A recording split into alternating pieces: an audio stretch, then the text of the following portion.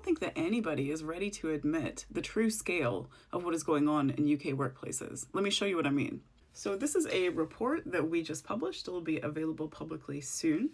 And there's a graphic in here that shows that every year, 44,000, roughly, people go to the Employment Tribunal, which is a massive number, right? The backlog, I think, is about 49,000 at the moment.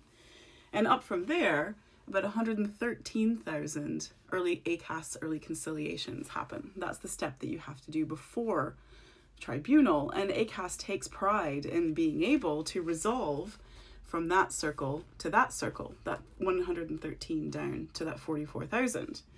And they take 600,000 calls every year. So 600,000 calls every year to ACAS only turns into 113,000 requests for early conciliation. But what's that big purple thing? What's that? Well, that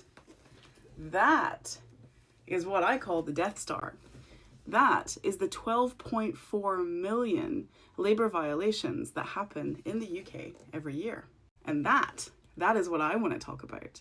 I went to the Labour Party conference for the first time this year to talk to policymakers about that number, to ask them, with this new employment rights bill coming through, which is incredible, what are we going to do about enforcement? What are we going to do about people needing some way to actually use their rights?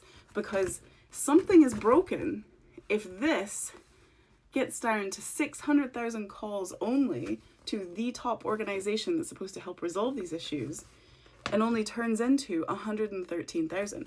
All of these are not being resolved. They are not being resolved. But when I talk about that big number, which is a very credible number from the Resolution Foundation, when I talk about that, I get answers like, oh, people will raise a claim for anything these days. People get upset about anything these days. These are credible. These are real labor violations. This is not misunderstandings or, like PC gone wrong. This is the real scale of the problem. That's what I want to talk about.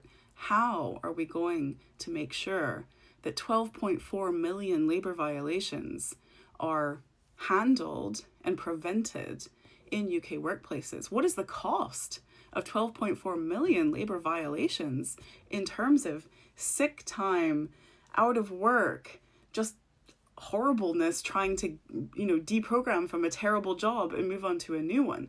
This is the conversation I want to have. But first, I need people to actually wake up to the true scale of the problem.